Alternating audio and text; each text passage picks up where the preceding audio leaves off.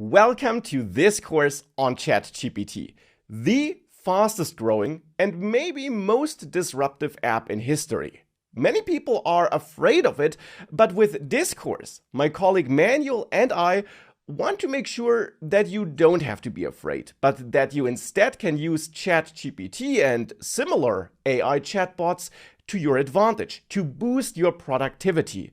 Because when used correctly, that's exactly what these tools can do for you.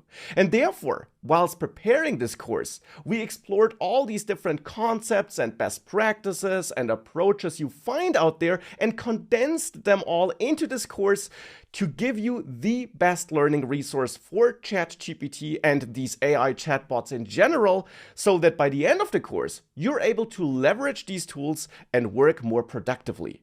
For that, we of course also prepared many demos and examples, and hence I'd say let's not waste any time and let's instead get started with ChatGPT.